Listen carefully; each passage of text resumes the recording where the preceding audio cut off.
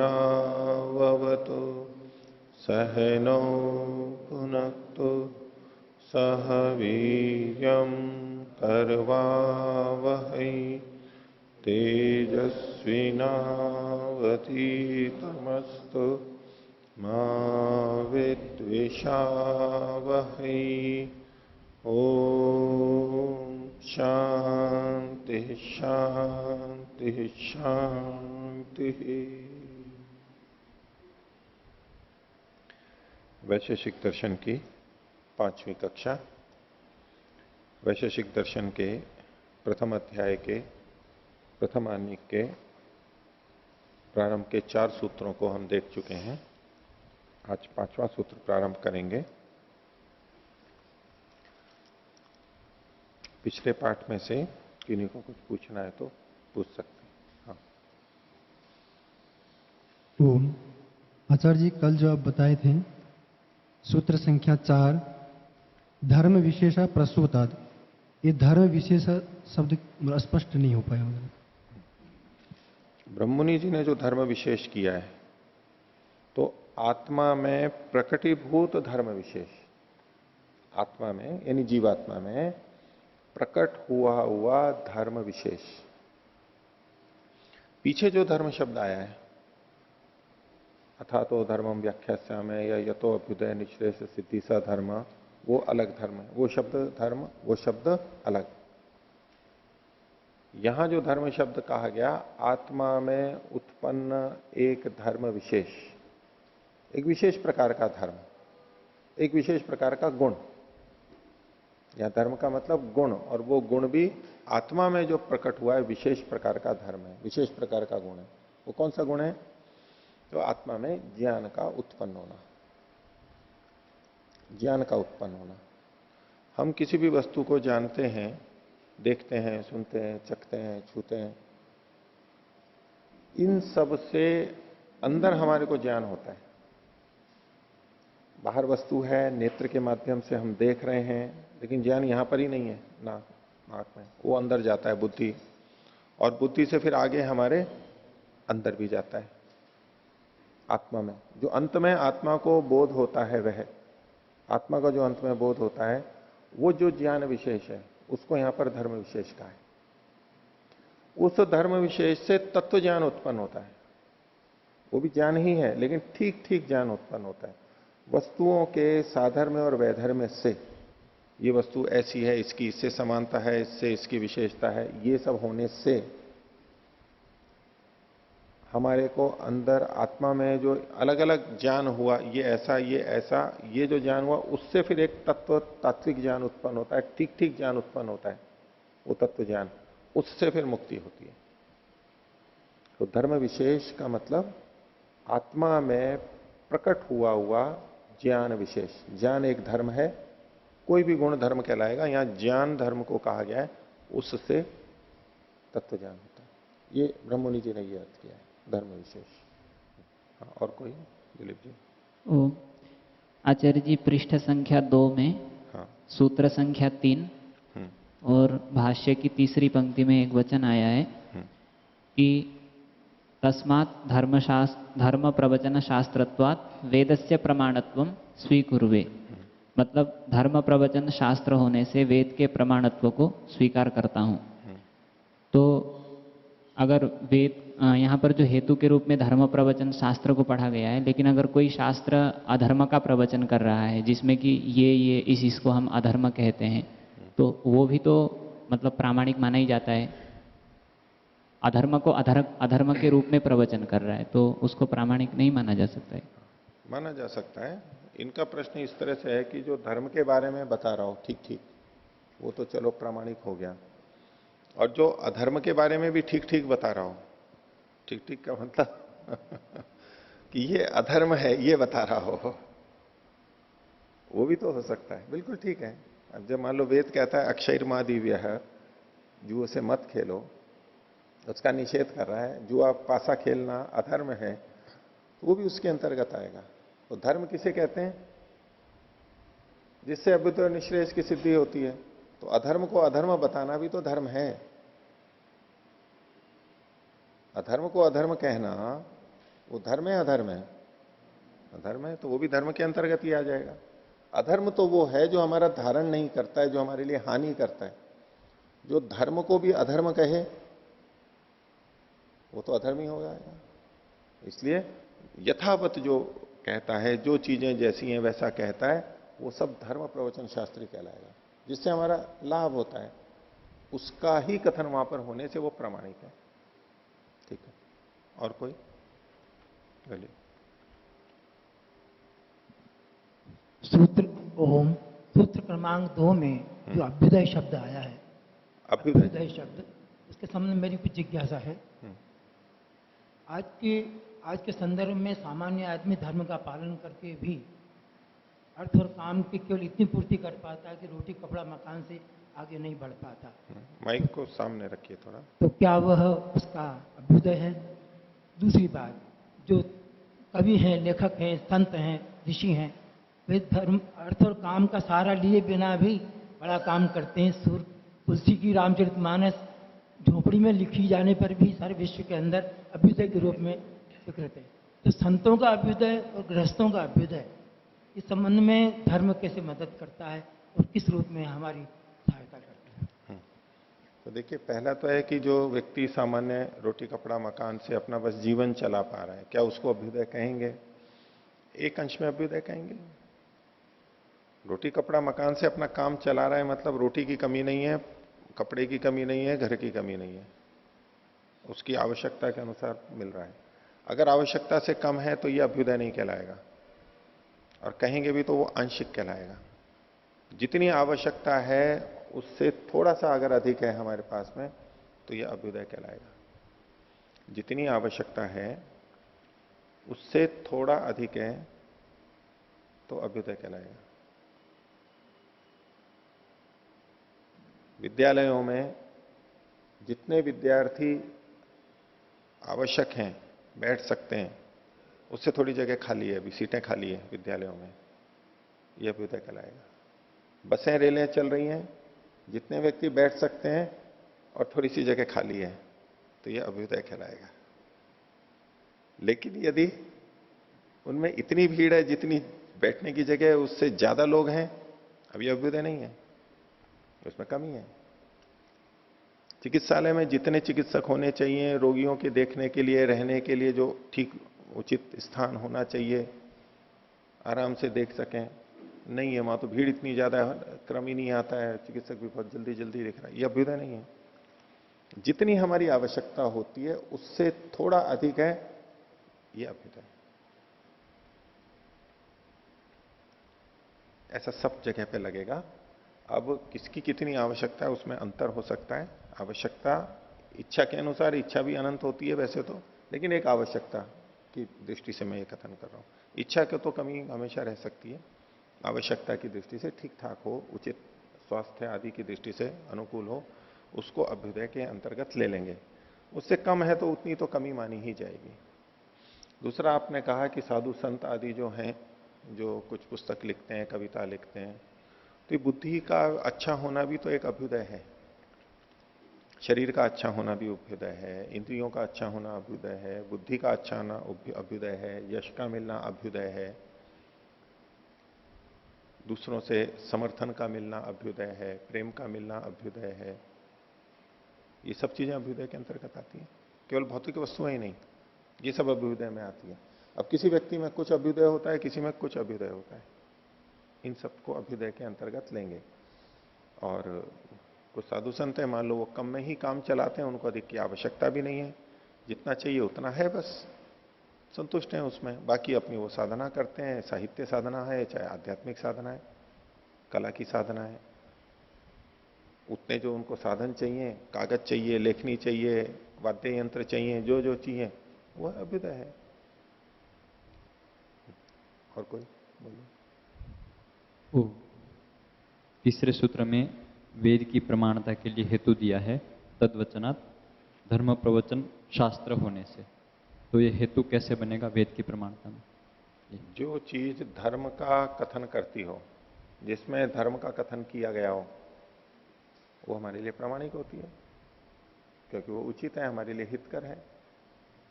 अगर किसी में हमारे लिए हानिकारक चीजों का वर्णन हो तो हम उसको प्रामाणिक नहीं मानते हैं। एक बस है, वो हमारे को ठीक तरह से हमारे गंतव्य तक पहुंचा देती है, हम उस पर विश्वास करते हैं, हम उसको प्रामाणिक मानते हैं और उसमें बैठ जाते हैं। वायुयान है, वो हमारे को ठीक जगह अगर पहुंचा देता है तो हम उसको पता है कि ये ठीक पहुंचा देता है, हम उसको प्रामाणिक मानते हैं, उस पर विश्वास कर लेते हैं और उसमें बैठ जाते हैं। तो जो हितकारी है, धर्म के बारे में जो बताती है, ऐसे वेद भी इसी आधार पर प्रामाणिक माना जाएगा। जो हमारा हित करता है, कोई व्यक्ति हानि नहीं करता है, तो हम कहेंगे नहीं, ये विश्वसनीय है, ये प्रामाणिक व्यक्ति है, उस पर हम विश्वास कर सकते हैं, प्रामाणिक जीवन जी रहा है, ये गलत नहीं करता है, धोखा नहीं देता है, क्योंकि उसमें धर्म है। तो ऐसे ही वेद के ऊपर भी लगाएंगे। और कोई बोलिए। ये साधर्म्य वैधर्म्य है जी। साधर्म्य वैधर्म्य हाँ, इस सूत्र में आया है। इसमें पदार्थों का उनकी परस्पर तुलना है या उनकी तुलना किसी और से भी है? परस्पर तुलना है, किसी भी दो वस्तुओं की परस्पर तुलना की जा सकती है। इन द्रव्यों की आपस में ही तुलना है या आपस में भी, जो यहां पर किए गए द्रव्य गुण कर्म सामान्य विशेष समवाय, इनमें परस्पर क्या समान धर्म है और क्या विपरीत धर्म है, उसको आगे सूत्रकार भी बताएंगे। मुख्य जिनको ये उभारना चाहते हैं उनको ये बताएंगे, इनके आपस के उसको भी बताएंगे कि द्रव्य का गुण से क्या भेद है, गुण का द्रव्य से क्या भेद है, कर्म से क्या भेद है, इनकी परस्पर क्या समानता है, खुद आगे सूत्र आएंगे, उसमें बताएंगे। द्रव्यों में भी फिर बहुत सारे द्रव्य हैं अलग अलग, उनको आएंगे। और कोई बोलिए।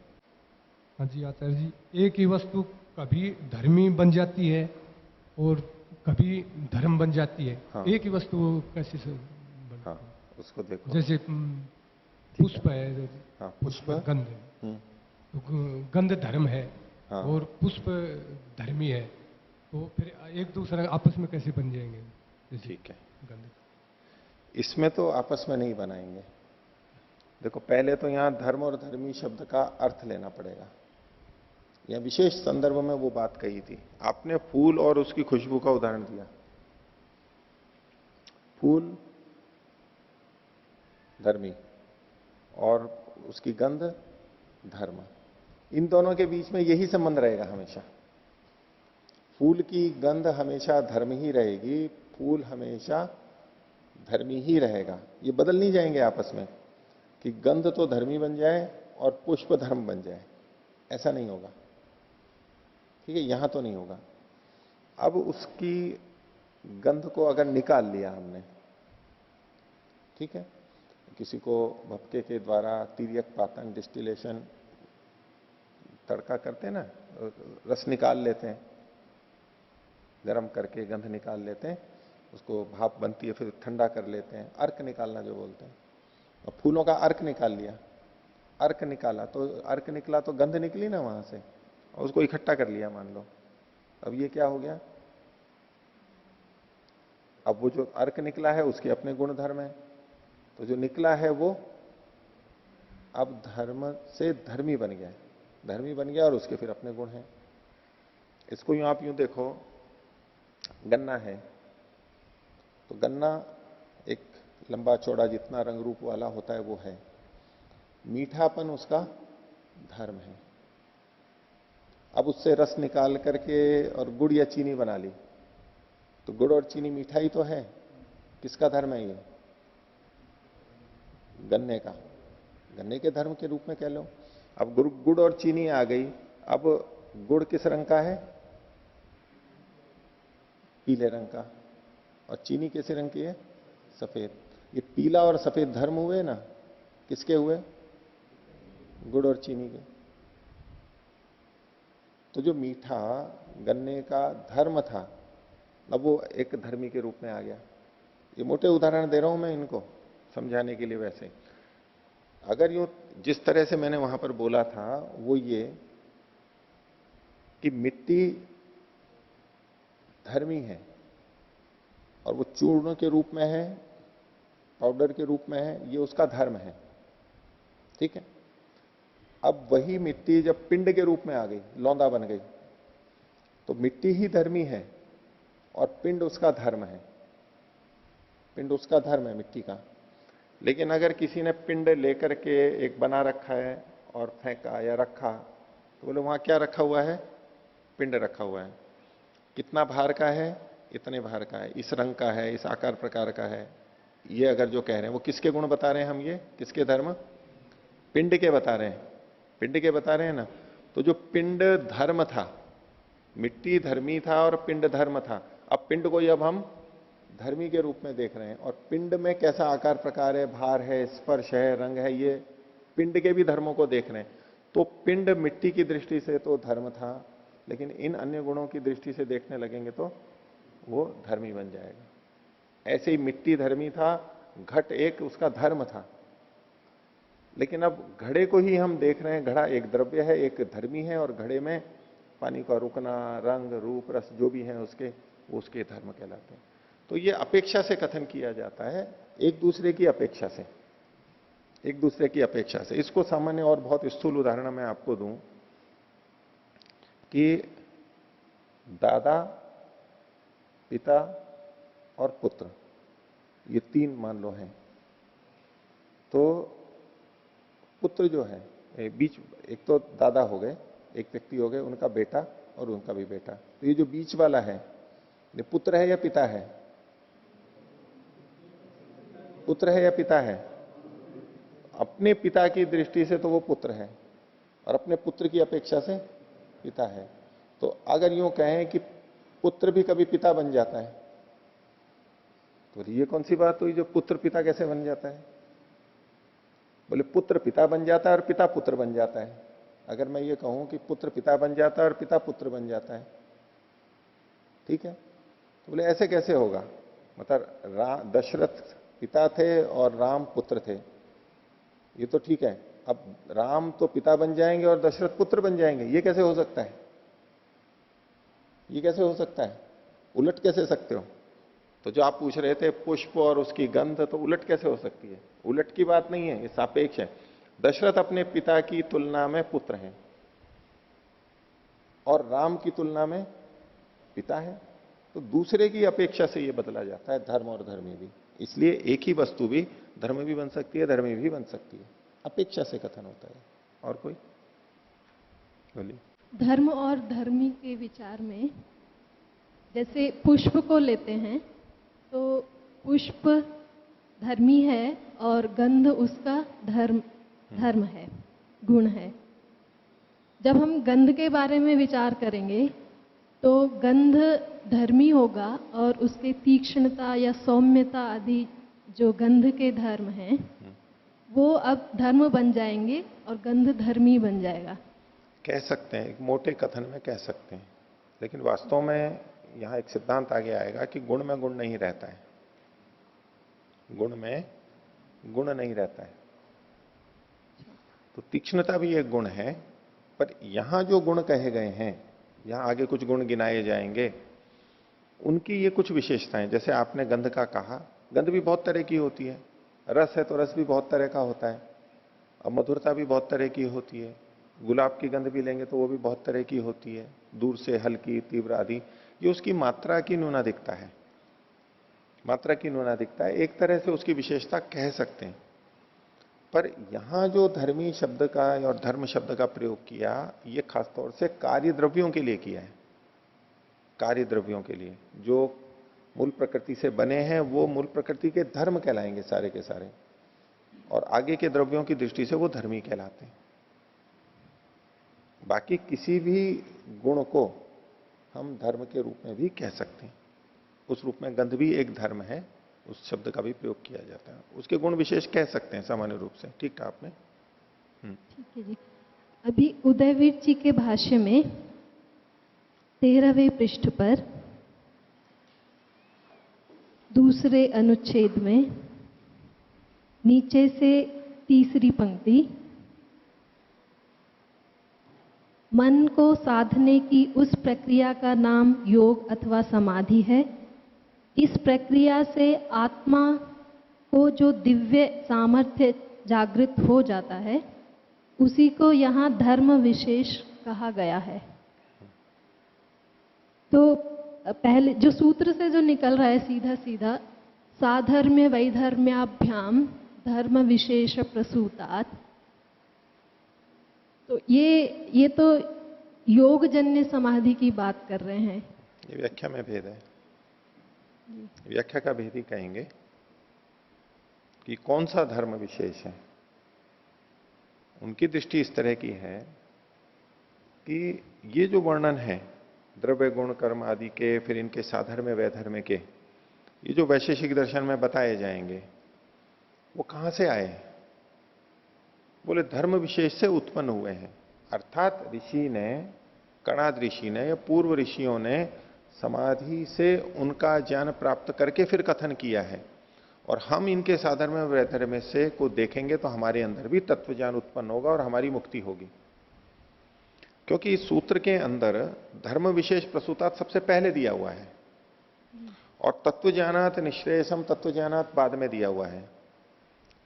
पहले जो हमने व्याख्या देखी ब्रह्म मुनि जी की, उन्होंने धर्म विशेष प्रसूतात् में पंचमी विभक्ति और तत्व ज्ञानात् में पंचमी विभक्ति देख करके विशेषण विशेष्य बना करके धर्म विशेष प्रसूतात् को तत्व ज्ञानात् के पास में ले आए हैं वो।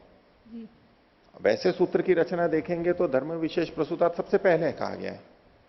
अब ये अपने आप में विचारणीय है कि धर्म विशेष प्रसूतात् और तत्व ज्ञानात् में विशेषण विशेष्य भाव माने या ना माने। उदयवीर जी ने जो अर्थ किया है वो धर्म विशेष और तत्व ज्ञानात् को का समानाधिकरण है, विशेषण विशेष्य भाव नहीं माना है। उन्होंने कैसे जोड़ा है? धर्म विशेष से उत्पन्न। कौन उत्पन्न? द्रव्य गुण कर्म सामान्य विशेष इन पदार्थों के साधर्म्य वैधर्म्य से। तो इन 6 पदार्थों का साधर्म्य वैधर्म्य जो इस शास्त्र में बताया जा रहा है वो कहां से आया? वो यूं ही नहीं आ गया, धर्म विशेष से उत्पन्न हुआ है। वो समाधिजन्य विशेष धर्म से उत्पन्न विशेष ज्ञान प्राप्त करके फिर लिखा गया है। उस दृष्टि से सापेक्षिक हो जाएगा ना ये शास्त्र। इसमें आपको अभी योग दर्शन जन्य समाधि की आवश्यकता पड़ेगी।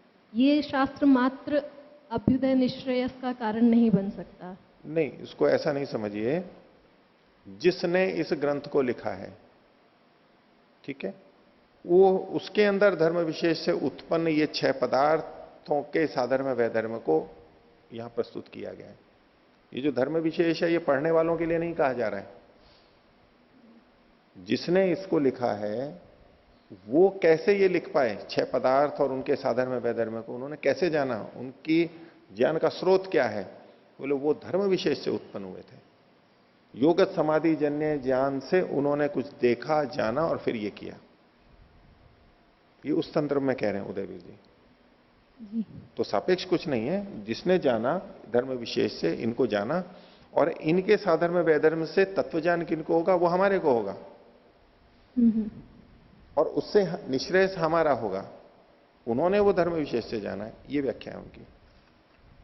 ठीक है जी। और कोई पूछे? जैसे कि आपने पहले बताया था कि अपने आवश्यकताओं की पूर्ति होना अभ्युदय है, तो जैसे अपने खाना, रोटी, कपड़ा और मकान, इसकी आवश्यकता की पूर्ति हुई तो अभ्युदय मान लिया।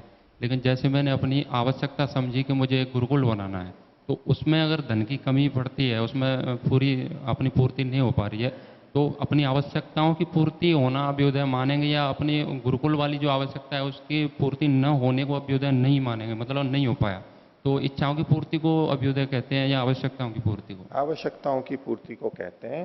और आपने मान लीजिए गुरुकुल खोलने की इच्छा आपके अंदर हुई।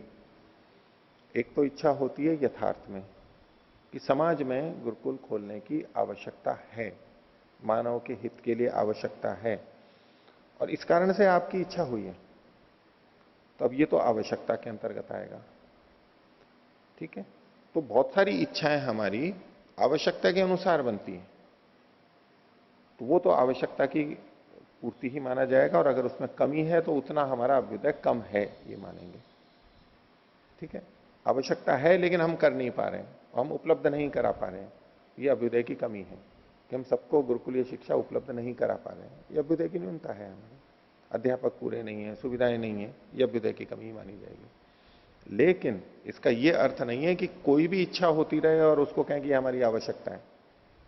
बिना आवश्यकता के भी इच्छाएं उत्पन्न होती हैं। आवश्यकता नहीं है हमारे को, लेकिन बस इच्छा है। हम रह सकते हैं 2 कमरे में, 3 कमरे में। एक हमारा घर है, यानी मेरे 100 कमरे का घर होना चाहिए। अब इच्छा तो हो गई, ये आवश्यकता है क्या?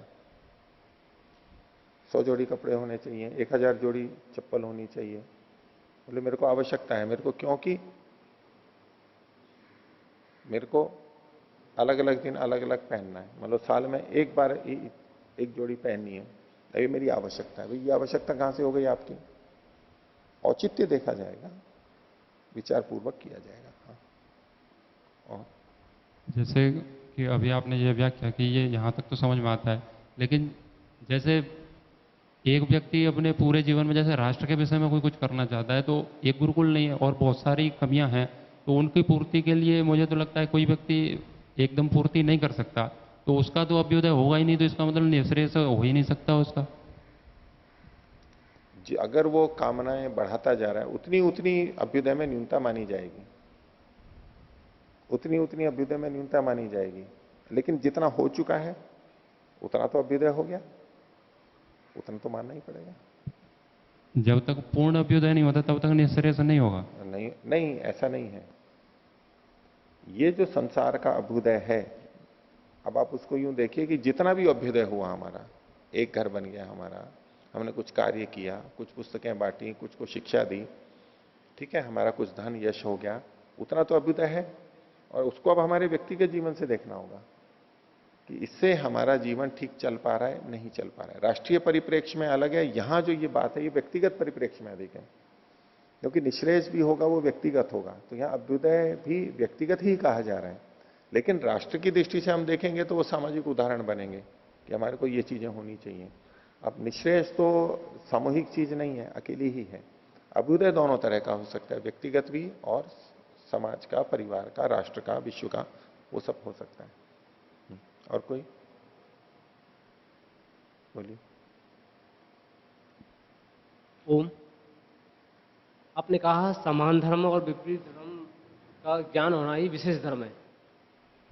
नहीं, समान धर्म और विशेष धर्म का ज्ञान होना ही, विपरीत धर्म का ज्ञान होना ही विशेष धर्म है।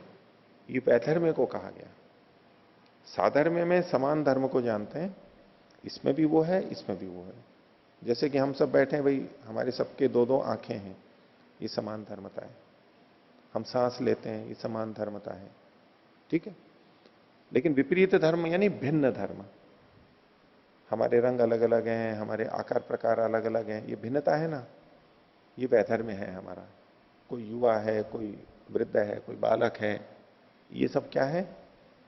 भिन्न धर्म है, ये वैधर्म्य है हमारा। समान धर्मता से हम एकत्व को प्राप्त करते हैं।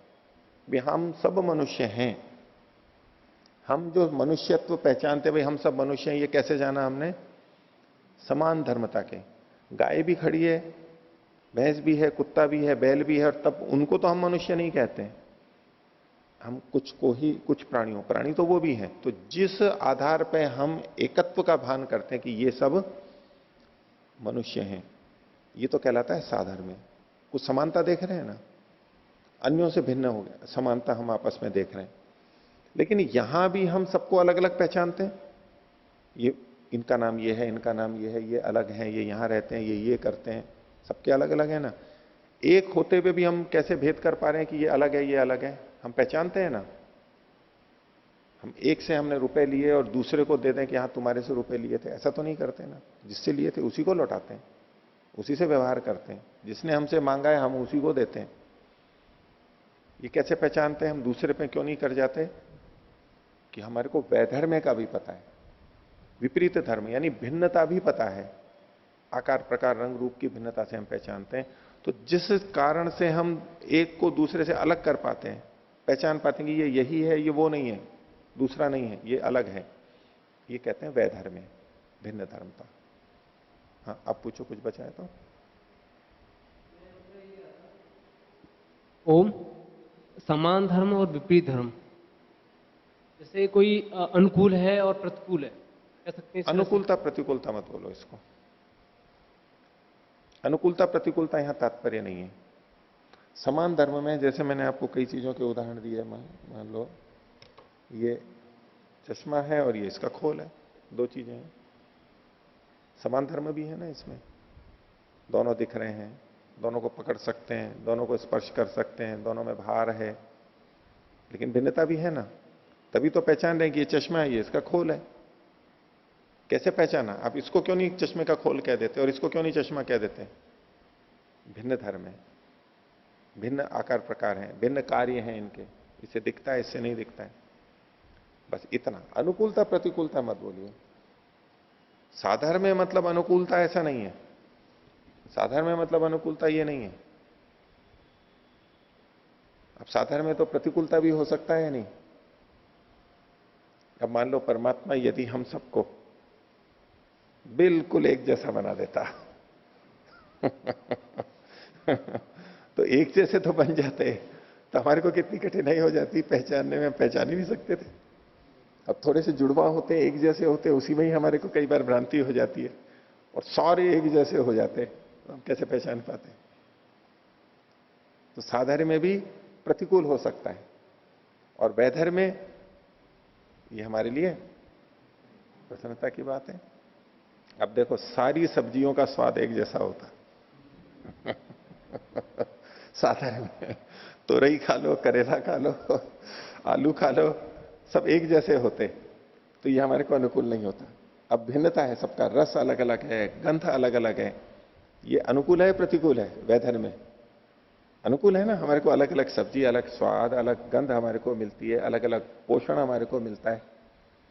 तो साधारण में, ये मैं विपरीत करके बता रहा हूं आपको, आपके मन में हो कि साधारण में अनुकूलता है, वैधर्म में प्रतिकूलता है। ये आपस के व्यवहार में आप कह सकते हो। जैसे कि किसी के साथ कमरे में रहते हैं या परिवार में हैं, बच्चे, पति पत्नी हैं, उनमें जब समान धर्मता होती है, उसकी भी रुचि ऐसी, इसकी भी रुचि ऐसी, वो भी वैसा खाना पसंद करता है, ये भी ऐसा पसंद करती है, तब तो अनुकूलता होगी। अब वहां लगेगी आपकी बात कुछ जगह पे। जब समान धर्म होते हैं ना, जैसे कि समान गुणकर्म स्वभाव वालों के लिए मित्रता भी उन्हीं के बीच में, विवाह भी उनके बीच में, ये जो शास्त्र के अंदर कहा गया वो किस लिए? कि समान धर्म होने से अनुकूलता होती है। और विपरीत धर्म हो, एक सिगरेट पीता है, एक सिगरेट नहीं पीता है, उसको यही समस्या है। और भी दूसरे खाने पीने, एक मिर्ची वाला खाना पसंद करता है, एक बिना मिर्ची का पसंद करता है, अलग अलग खाना खाओ, कोई कुछ पसंद करता है, कोई कुछ। तो ये विपरीत धर्म होने से प्रतिकूलता आती है। ये हम आपस के व्यवहार में तो लगा सकते हैं, लेकिन ये सब जगह नहीं लगेगा। और यहां साधर्म वैधर्म का मतलब अनुकूलता प्रतिकूलता नहीं है। ये अनुकूलता प्रतिकूलता से निरपेक्ष, बस समानता और विपरीतता क्या है उन वस्तुओं के अंदर। अनुकूलता प्रतिकूलता अपने से संबंधित जुड़ जाती है कि मेरे अनुकूल है, प्रतिकूल है। हमें ये नहीं देखना है बस वो वस्तुएं आपस में समान धर्म वाली हैं या विपरीत धर्म वाली हैं, इतना ही बस। ठीक है, और किसी का बाकी है तो आगे देखते हैं। वैशेषिक दर्शन प्रथम अध्याय का प्रथम अनेक और 5वां सूत्र प्रारंभ करेंगे। चौथे सूत्र में इन्होंने 6 पदार्थों का नाम बताया था। इसको उद्देश्य बोलते हैं, निर्देश किया है, केवल नाम बताया है। अब उन 6 के भी जो भेद हैं उनको भी नाम से गिना करके बता रहे हैं। तो 6 पदार्थों में पहला था द्रव्य। तो द्रव्य के लिए आप आगे कहते हैं, भूमिका में देखिए 5 के तत्र षट्सु पदार्थेषु क्रमानुरोधेन द्रव्याणि उद्दिश्यन्ते। तो इन 6 पदार्थों में से क्रम के अनुरोध से, मतलब जैसा क्रम है, वहां द्रव्य पहले लिखा था तो द्रव्य को लिया, गुण बाद में था तो गुण बाद में, ऐसे यथाक्रम उस क्रम के अनुसार द्रव्यों का उल्लेख किया जाता है। द्रव्य चूंकि अनेक हैं इसलिए द्रव्याणि शब्द यहां पर बहुवचन में लिखा गया है।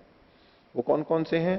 तो 5वें सूत्र में बताया, पृथिव्यापस तेजो वायुराकाशम कालो दिगात्मा मन इति द्रव्याणि। केवल नाम गिनाए हैं। कैसे? पृथ्वी,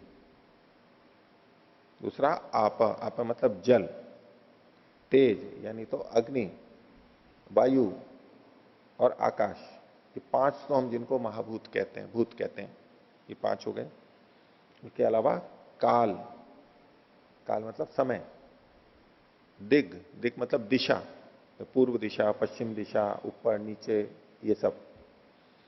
आत्मा, आत्मा में जीवात्मा और परमात्मा दोनों का ग्रहण होगा। और मन, जो अंतःकरण मन है, इंद्रिय, उसका इति द्रव्याणी, ये द्रव्य यहां पर इन्होंने गिने हैं। कितने हो गए ये?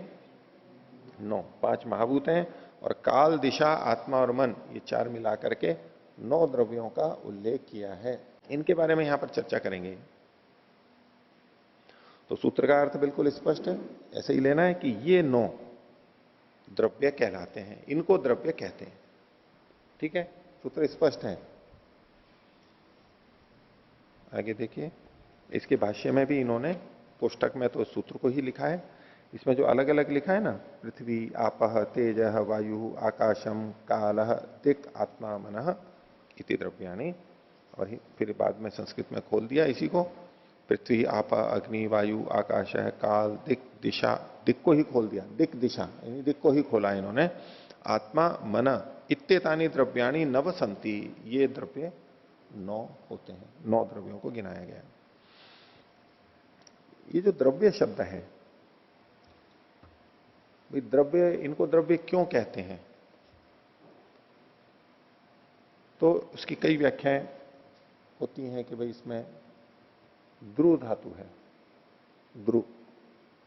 द्रुगतौ, गत्यर्थक धातु है, द्रुगतौ, द्रवति, गच्छति, उस परक भी लेते हैं इसको, क्योंकि इसमें से इनमें गति है, क्रियाशील होते हैं इत्यादि मान करके ये कथन किया जाता है। उसके अलावा द्रव्य शब्द संस्कृत में तो पाणिनि की दृष्टि से ध्रुव पौधे को भी बोलते हैं। ध्रुव शब्द होता है पौधे को, जो ऊपर उठता है, प्रगति करता है, निकल करके आता है, उसका जो विकार है, यानी उसका अवयव हो या उसका विकार हो, अवयव मतलब उसका भाग हो और विकार मतलब उससे कोई चीज बनी हो। पेड़ से जो चीज बनी हो, पेड़ का जो भाग हो, उसको भी द्रव्य कहते हैं। एक अष्टाध्यायी में सूत्र भी आता है, द्रोश्च, अवयव और विकार अर्थ में ध्रुव से यत प्रत्यय कर देते हैं तो द्रव्य बनता है। लेकिन वहीं प्रथमावृत्ति में यह भी लिखा हुआ है कि जो वस्तुवाची द्रव्य शब्द है वो अव्युत्पन्न है, वो इससे नहीं बना है। जो पेड़ से बनी हुई चीज होती है उसको भी द्रव्य कहते हैं, लेकिन यहां ये जो गिनाए गए ये पेड़ से तो बने नहीं है। तो वहां प्रथमावृत्ति के अंदर उन्होंने इसको अलग से लिखा है कि वस्तुवाची द्रव्य शब्द अव्युत्पन्न और स्वतंत्र है, वो इससे नहीं बना हुआ है, ध्रुव से नहीं बना है। और भी इसमें अलग अलग ढंग से व्याख्या करते हैं कि भाई, जैसे कि इसका संस्कृत में भी पदमंजरी एक व्याख्या है उसकी, काशिका की, उसमें वो लिखते हैं गुणैः संध्रूयते प्राप्यते इति, जो गुणों के द्वारा प्राप्त किया जाता है, गुणैः संध्रूयते प्राप्यते, जिसको गुणों के द्वारा प्राप्त करते हैं उसको द्रव्य कहते हैं। तो किसी भी द्रव्य को हम कैसे प्राप्त करते हैं, हम क्या पहचान करते हैं? जैसे कोई द्रव्य लें, सत्यार्थ प्रकाश में भी महर्षि ने इस बात को लिखा है, आगे भी हम द्रव्य का जब लक्षण देखेंगे तब है, लेकिन एक कि जैसे कि ये द्रव्य है लेखनी, तो ये द्रव्य है, इसको कैसे पता लगता है हमारे को? ये मेरे हाथ में लेखनी है, आपको कैसे पता लगा? दिख रही है? देख करके क्या देख रहे हैं आप? इसका आकार, रूप, रंग देख रहे हैं ना? तो ये जो आकार और रंग रूप है, ये गुण है इसका। भाई एक दूसरी लेखनी अलग रंग की भी हो सकती है, ये अलग रंग की छोटी बड़ी भी हो सकती है। तो इस लेखनी द्रव्य को प्राप्त करने के लिए, पहचानने के लिए आपने किसका सहारा लिया? किसके माध्यम से जान सके आप? गुण के माध्यम से, रूप के। ठीक है। और मान लो आंख भी नहीं है तो भी हम यूं पकड़ करके देख लेते हैं तो तब भी पता लग जाता है कि हाँ ये तो लेखनी है। ठीक है। कैसे पता लगा? स्पर्श से, और स्पर्श भी तो गुण है। तो जिसका पता गुणों से लगता है उसको द्रव्य कहते हैं, जिसका पता गुणों से लगता है उसको द्रव्य कहते हैं। और किसी भी द्रव्य को जब भी हम जानते हैं, गुणों से ही जानते हैं। यहां पर ट्यूबलाइट जल रही है, कैसे पता लगा आपको? प्रकाश आ रहा है, रोशनी हो रही है, उसका गुण है, एक गुण से पता लगा। आपके बगल में एक व्यक्ति बैठा हुआ है, कैसे पता लगा कि ये बैठे हुए हैं यहां पर? कैसे पता लगा आपको? वो तो द्रव्य है, व्यक्ति तो एक द्रव्य है, उसका पता कैसे लगेगा कि ये यहां बैठे हुए हैं? उनके गुणों से ही, उनके रंग रूप से, उनके स्पर्श से इत्यादि से हमको पता लगता है। तो किसी भी द्रव्य का ज्ञान उसके गुणों से ही होता है। किसी भी द्रव्य का ज्ञान गुणों से ही होता है। गुणों से गुणी का ज्ञान होता है। आप कोई ऐसा अपवाद बताओ कि गुणी का यानी द्रव्य का ज्ञान हुआ वो बिना गुणों के हो गया हो। कपड़े का ज्ञान हुआ तो कैसे होगा? वही उसका शब्द रूप है, रस, गंध, स्पर्श है, इसी से होगा। किसी का भी, मिट्टी का, पेड़ का, पत्ते का, फल का, रोटी का, बाल का, हड्डी का, कुछ का भी गुणों से ही ज्ञान होता है। तो उस दृष्टि से भी ये द्रव्य शब्द की उन्होंने ऐसी व्याख्या की कि गुण ही संद्रूयते प्राप्यते, जो गुणों के द्वारा संद्रवण को यानी प्राप्त होता है उसको द्रव्य कहते हैं। तो ये द्रव्यों में इन्होंने 9 के नाम बताए। ये द्रव्य और इनके स्वरूप आदि का वर्णन और आगे करेंगे। गुण के बाद में दूसरा पदार्थ है। इस बात को ध्यान रखना कि पदार्थ और द्रव्य में भेद होता है। पीछे जो आपको स्पष्ट किया था, पर्यायवाची मत मानना यहां पर।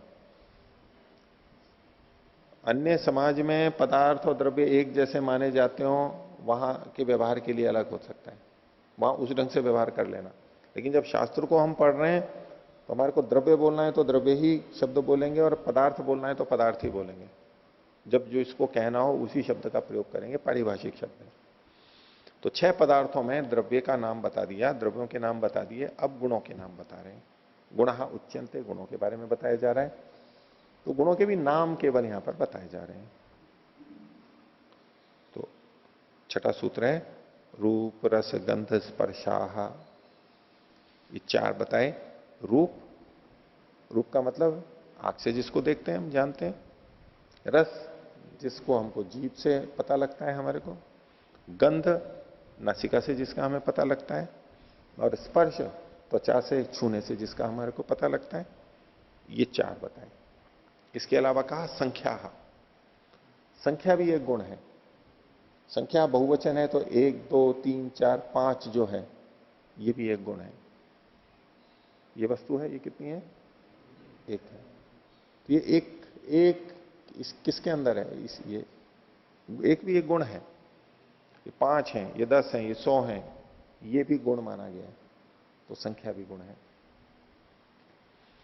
परिमाणानि, परिमाण, माप, परितः माप, जो चारों ओर से उसका जो कुल येत्ता है उसकी, वो वस्तु कितनी है उसको परिमाप कहते हैं, परिमाण कहते हैं उसका। परिमाण, मान लीजिए कोई ये जो टेबल रखी हुई है यहां पर, पीठिका है, ये इतनी लंबी और इतनी चौड़ी है।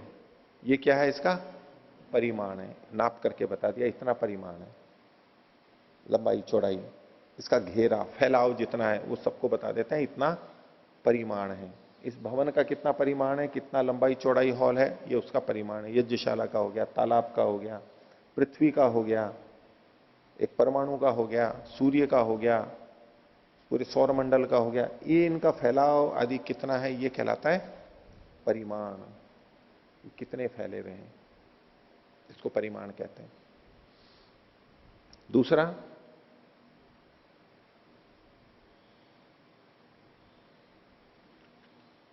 इसके अंतर्गत इनके भार को भी ले लिया जाता है।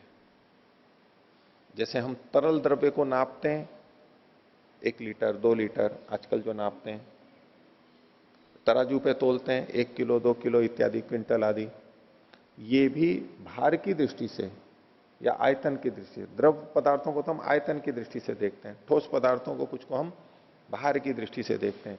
ये भी इनके परिमाण के नाम से कहे जा सकते हैं, इसका माप कितना है। लेकिन मुख्य रूप से यहां पर उसके फैलाव को लेना है हमारे को, जो कि देश की दृष्टि से हो, स्थान की दृष्टि से होता है कि कितने स्थान को इसने घेर रखा है या कितने स्थान तक ये पहुंचा हुआ है। वायु कितने स्थान तक है, वायु का क्या परिमाण है, तो इसकी कुछ बहुत कई किलोमीटर ऊपर तक ये फैली भी है। एक समय आएगा जहां पर वो नहीं रहती है, बिल्कुल नहीं रहती है, विरल होते होते नहीं रहती है, उसका जो घेरा है। तो परिमाण का मतलब उसका फैलाव, घेरा, इतना। आगे है पृथकत्व। पृथकत्व मतलब भिन्नता। ये पृथक, ये अलग अलग जो हम पता करते हैं, ये वस्तु अलग है, ये वस्तु अलग है, इसको भी एक गुण माना गया है। दो वस्तुएं हैं, ये पृथक है, ये पृथक है आपस में, ये एक अलग से गुण माना गया। अब इन वस्तुओं में तो हम कह देते हैं कि भाई ये तो इसके रंग रूप अलग हैं, इसके रंग रूप अलग हैं, इस कारण से पृथक है ये। तो पृथक अलग से क्या बात हुई? आकार, रूप, रस आदि इसके अलग हैं, इसके अलग हैं, तो इसी से अलग पता लग गया। वैसे अलग पृथकत्व गुण अलग से क्यों कहा? लेकिन अगर दो चश्मे बिल्कुल एक जैसे हों, दो लेखनियां बिल्कुल एक जैसी हों, रंग, रूप, कार्य सब कुछ एक जैसा है, और फिर ये दो अलग अलग हम देख रहे हैं, तो हम पहचान जाते हैं ना, ये अलग है, ये अलग है, जबकि एक जैसे हैं। रंग रूप एक जैसा होते हुए भी हम जो उनकी भिन्नता जान पाते हैं जिस गुण के कारण से, उसको पृथकत्व कहते हैं। ये एक अलग है, ये अलग है, पृथकत्व गुण। आगे संयोग विभागौ। संयोग और विभाग, ये दो गुण बताएगा यहां पर। संयोग का मतलब है दो वस्तुओं का पास पास में होना, ये दो पास पास में है, ये संयोग कहलाएगा। कोई भी वस्तु है, ये पीठिका बनी हुई है, इस पर कपच्ची लगी हुई है, इसकी कोशिकाएं हैं वो आपस में जुड़ी हुई हैं, ये सारा का सारा संयोग कहलाएगा। हम पृथ्वी के ऊपर बैठे हैं, पृथ्वी के साथ हमारा संयोग है। वायु हमारे त्वचा को छू रही है, ये त्वचा के साथ हमारा संयोग है। कहीं भी कुछ भी, ये संयोग कहलाएगा। और विभाग इससे विपरीत कहलाता है, दूरी होना। दूरी होना ये कहलाता है विभाग। संयोग से अलग दूरी होना ये विभाग कहलाता है। ये खिड़की अलग है, वो खिड़की अलग है, इनमें विभाग है, दूरी है। ये दरवाजा इधर है, ये दरवाजा इधर है, इनमें विभाग है, एक साथ नहीं है। ये पंखा अलग है, ये पंखा अलग है, इनमें विभाग है। रोटियां रखी हैं तो रोटी एक के ऊपर एक रखी है तो बोले इनमें संयोग है, और एक रोटी अलग से रखी हुई है तो कहलाएगा ये विभाग है। ये रोटी इसमें रखी हुई है, ये चुपड़ी हुई रोटियां हैं, ये सूखी रोटियां हैं। ये जो अलग अलग रखी हैं, पहले एक साथ थी, अलग अलग रखी हुई हैं, एक के ऊपर एक रखी है, ये संयोग है, और अलग अलग कर दिया तो ये विभाग है। अब इसमें पृथकत्व और विभाग को साथ में समझिए। विभाग भी अलग होना है, पृथकत्व भी अलग होना है, तो दोनों में अंतर क्या है? ये दो गुण एक जैसे से लगेंगे। तो 10 रोटियां एक के ऊपर एक रखी हैं, उनमें संयोग है, एक दूसरे से संयुक्त है, जो जिससे जुड़ी हुई है उसके साथ में संयोग है। लेकिन फिर भी हम पहचानते हैं ना कि ये नीचे वाली रोटी अलग है, ऊपर वाली अलग है, उनकी पृथकता को हम पहचान लेते हैं ना। वे 10 रोटियां हैं, ये अलग अलग 10 रोटियां हैं ये। तो संयोग होते हुए भी भिन्नता का ज्ञान हो रहा है, ये पृथकत्व से हो रहा है। अब इन रोटियों के 10 रोटियां जो एक दूसरे के ऊपर रखी हैं, इनमें विभाग नहीं है, विभाग नहीं है, लेकिन पृथकत्व तो फिर भी है। अगर वो 10 रोटियां अलग अलग रखी भी होती तब तो हम कहते हैं कि इसमें विभाग है और पृथकत्व भी। हमें लगता है कि दोनों एक जैसी चीजें हैं। विभाग का मतलब दूर दूर है, बोले पृथकत्व का मतलब भी तो है। तो विभाग का मतलब दूर दूर और पृथकत्व का मतलब है भिन्न भिन्न। विभाग का मतलब दूर दूर, कुछ दूरी होनी चाहिए, संयोग नहीं होगा, अभी संयोग से दूर होना चाहिए, विभाग कहलाता है। और पृथकत्व तो संयोग होते हुए भी रह सकता है और विभाग होते हुए भी हो सकता है। रोटियां जब अलग अलग रखी हुई हैं तब भी उनमें पृथकत्व है, विभाग भी है और पृथकत्व भी है। और एक के ऊपर एक रोटी रखी हुई है 10, तब भी उनमें पृथकत्व है लेकिन विभाग नहीं है, संयोग है और पृथकत्व है। तो पृथकत्व तो संयोग होने पे भी हो सकता है और विभाग होने पे भी हो सकता है, लेकिन जिस समय संयोग है उस समय विभाग नहीं हो सकता है। जिस समय संयोग है उस समय विभाग नहीं होगा। हम ये नहीं कह सकते कि अलग अलग है। दूर दूर हैं, तो संयोग है, एक के ऊपर एक रखी हुई है। तो पृथक्त्व और विभाग ये दो अलग अलग गुण हो जाएंगे, तो संयोग और विभाग। आगे देखिए, परत्व अपरत्व। पर और अपर। पर का मतलब है परे, दूर, और अपर मतलब जो दूर नहीं है, मतलब निकट है, उसको कहते हैं उरे। निकट होता है ना, उरे भी बोलते हैं ना, उरे और परे बोलते हैं ना। समीप, समीप है ना, उरे मतलब यहां पास में है, यहां अठे बोलते हैं, अत्र और तत्र। तो पर का मतलब है दूर और अपर का मतलब है जो दूर नहीं है, मतलब जो निकट है। ये भी गुण है, और ये दो दृष्टियों से देखे जाते हैं, एक तो देश की दृष्टि से और एक काल की दृष्टि से। देश की दृष्टि से भाई हम सब पास पास बैठे हैं तो हम बोले कि अपर हैं, और जो दूर हैं, मतलब जो दिल्ली में कोई बैठा है वो परे है हमारे से, जयपुर में बैठा है वो परे है, अजमेर में भी जो बैठे हैं वो परे हैं, और आप लोग पास में बैठे हैं तो अपर हैं। सापेक्ष कथन होता है। और यहां पर भी जो आप आगे बैठे हुए हैं उनको मैं कहूंगा कि ये अपर हैं, और आपकी अपेक्षा जो उधर दूर बैठे हैं वो परे हैं, जो और दूर हैं वो और परे हैं, ये कथन किया जा सकता है। तो ये सापेक्ष कथन होता है। तो जो निकट है उसको अपर, और जो दूर है उसको पर कहते हैं। ये देश की दृष्टि से, स्थान की दृष्टि से कथन है। और काल की दृष्टि से भी होता है। जो आज इस युग में हम साथ में हैं, कोई 100 साल पहले था, कोई 1000 साल पहले था, कोई 5000 साल पहले था, या 1 लाख साल पहले था, तो जो काल की दृष्टि से जितने पुराने हैं वो परे कहलाएंगे, और जो निकट के हैं वो प्राचीन कहलाएंगे परे, और जो अर्वाचीन है जो हमारे निकट है काल की दृष्टि से वो अपर कहलाएंगे। तो पर अपर का भी व्यवहार होता है, ये भी दो गुण कहे गए। फिर कहा बुद्ध है। यहां बुद्धि का मतलब है यहां पर ज्ञान। एक बुद्धि का अर्थ लेते हैं हम वो एक यंत्र, अंतःकरण, जो हमारी यहाँ खोपड़ी में रहता है, जिससे हम जानते हैं, समझते हैं, विचार करते हैं, मस्तिष्क, ब्रेन, उसको भी बुद्धि कहते हैं। लेकिन यह बुद्धि का मतलब है ज्ञान। वो जो ब्रेन है, मस्तिष्क है, वो तो द्रव्य के अंतर्गत आ जाएगा। यह बुद्धि का मतलब है ज्ञान। और बहुवचन है, बहुत सारा ज्ञान होता है हमारे को। हमारे को रूप का ज्ञान भी होता है, हमारे को शब्द का भी ज्ञान होता है, गंध आदि का, बहुत सारे ज्ञान होते हैं हमारे को। तो इन बहुत सारों के कारण से रूप में भी अनेक अनेक रूप का, सफेद का, पीले का, लाल का, काले का, ये सब ज्ञान होता है हमारे को। ऐसे ही रस आदि का है। इसलिए यहां पर बुद्धयः बहुवचन में कहा, यानी ज्ञान। ये भी गुण है, ज्ञान भी एक गुण है। आगे कहा सुख दुख है। सुख और दुख, सुख एक अनुभूति है और दुख भी एक अनुभूति है। चेतन इस अनुभूति को करते हैं, और हम मन के माध्यम से सुख दुख को जानते हैं। तो सुख और दुख भी ये दो गुण हैं अलग अलग। सुख भी एक गुण है और दुख भी एक गुण है। दोनों की सत्ता है, सुख की भी सत्ता है और दुख की भी सत्ता है।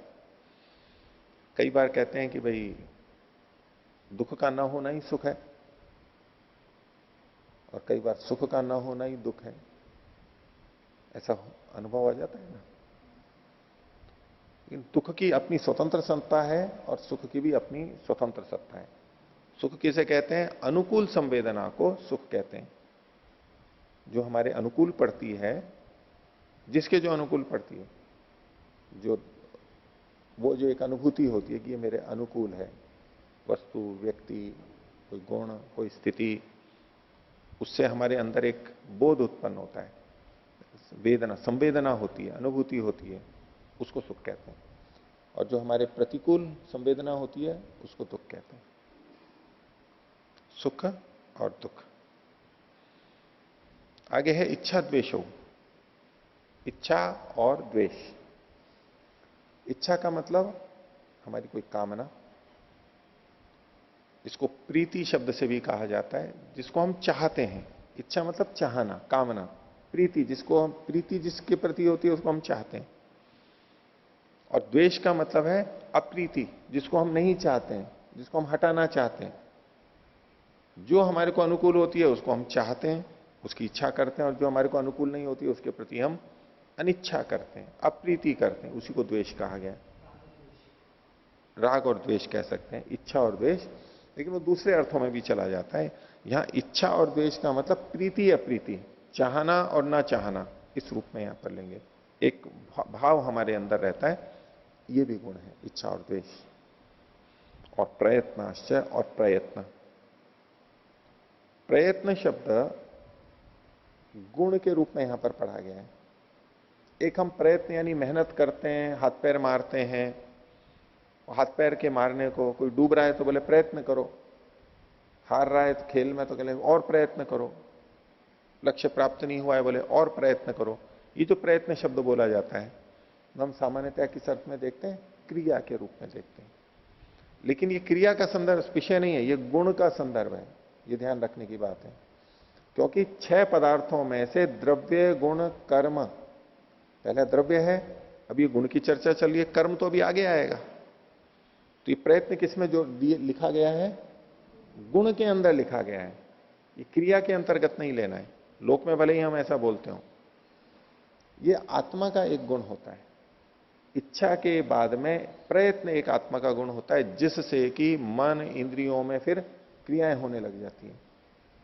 तो ये प्रयत्न क्रिया नहीं है, ये एक गुण है, गुणों के अंतर्गत पढ़ा गया है।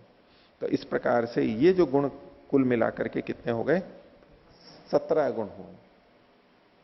प्रयत्नाश्च गुणा, और चय शब्द से व्याख्याकार प्रशस्त पाद के अंदर और वहां पर कुछ और गुणों को लिया जाता है, 7 और गुण वो गिनाते हैं। तो 17 और 7 24, तो कुल मिलाकर के 24 गुणों को वैशेषिक दर्शन में मान के चलते हैं। यहां तो सीधे सीधे 17 ही गुण कहे गए हैं, लेकिन 7 गुणों का और उन्होंने वर्णन किया है। उसको हम आगे भाष्य के अंदर भी देखेंगे, इस सूत्र की व्याख्या भी पढ़ेंगे। तो सूत्रार्थ क्या हुआ, सूत्रार्थ केवल इतना सा है कि ये जो 17 हैं, प्रयत्नाश्च गुणाः, ये गुण होते हैं, बस, और कुछ सूत्रार्थ नहीं। ये जो 17 हैं इनको गुण कहते हैं, ये गुण कहलाते हैं।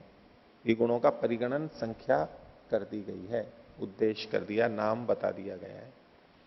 इस सूत्र के भाष्य को और आगे देखेंगे। तो आज का पाठ इतना ही रखते हैं। प्रणव।